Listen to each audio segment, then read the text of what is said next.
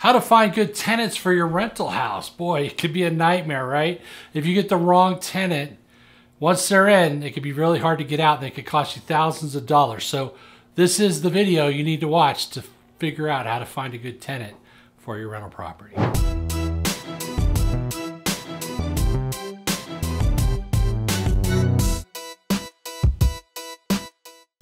Here you're going to find out where you should advertise to get good tenants.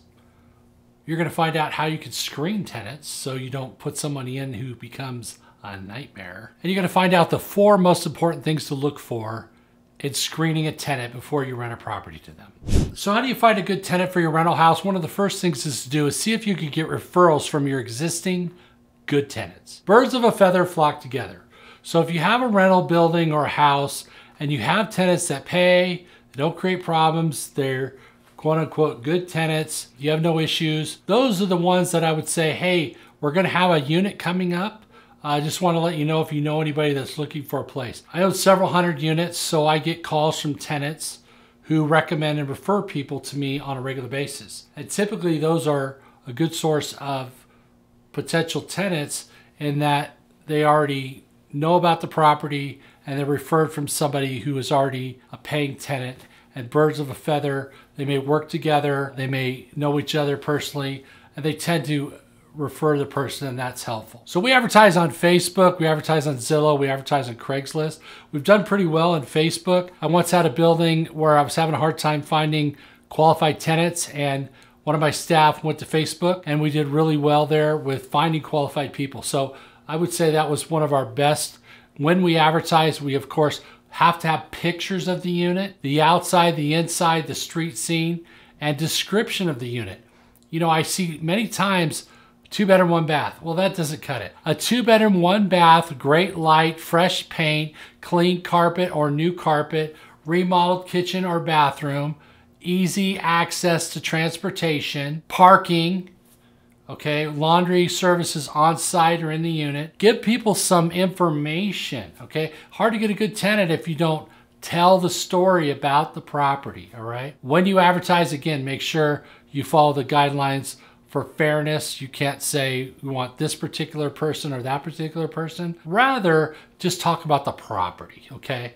And then when you screen the people for their credit and other things, you could determine who's the best candidate for your rental property. There's a number of tenant screening services. A lot of them are available online. Most of the management companies have them. You can always, of course, use one of these services that will pull credit for you and do screening services for you. The challenge is that when you manage your own stuff, these applications and such need to be kept for so long, and you also need to make sure you shred financial information that could be sensitive. So you can't just, you know, think you can pull people's credit report and leave it laying around or whatever. There's an actual laws and procedures to follow. So for most of you, you probably use a management company. That's usually easier. Then all of that falls on them and they can help you find a good tenant. But if you are self-managing, just make sure you keep your records in order and you keep them in a safe place and you follow the rules for pulling people's credit if that's what you end up doing, which you should. You have to set up your own criteria, but we avoid people that have had prior evictions. It takes a long time to get evicted.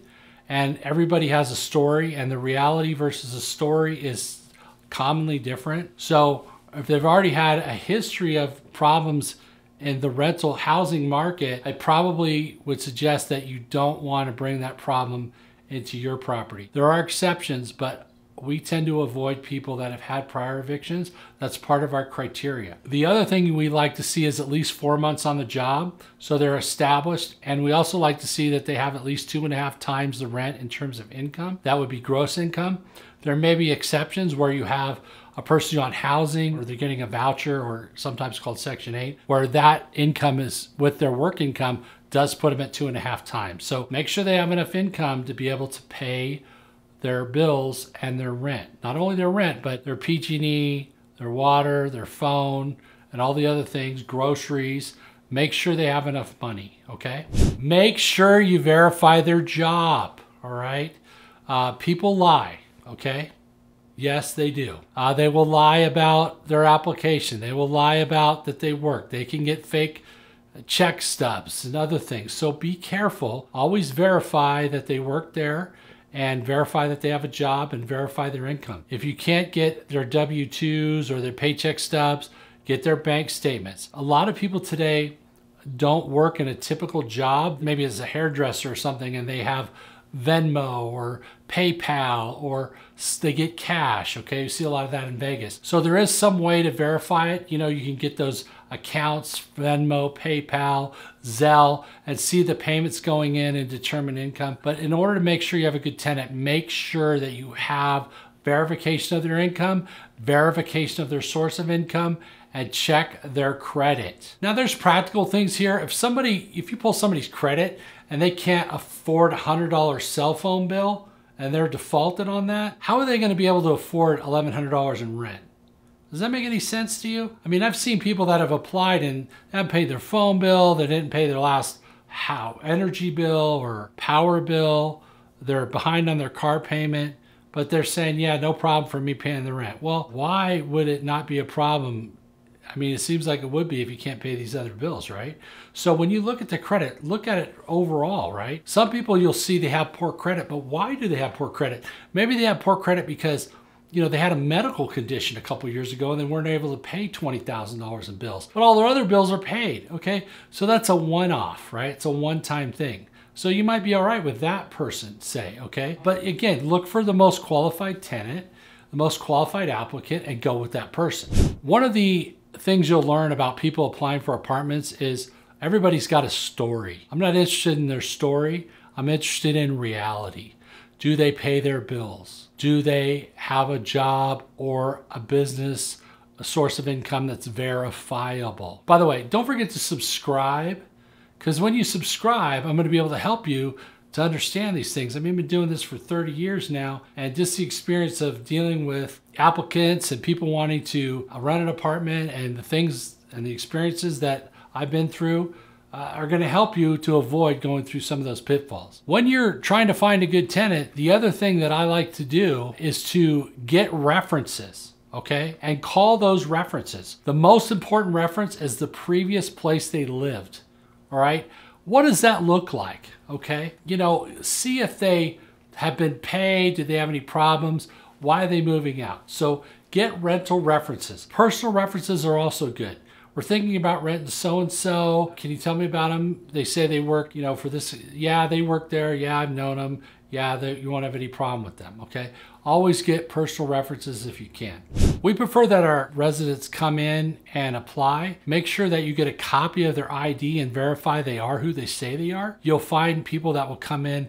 I remember one time I was filling out an application with a woman and she was having to look at her notes to write down her social security number. That's not a good sign. Obviously, I rejected that. She was obviously using somebody else's social security number because she had a problem. I've had other people that have made fake paycheck stubs, okay? So verify employment, all right? They'll come in, oh, I work here, here, here.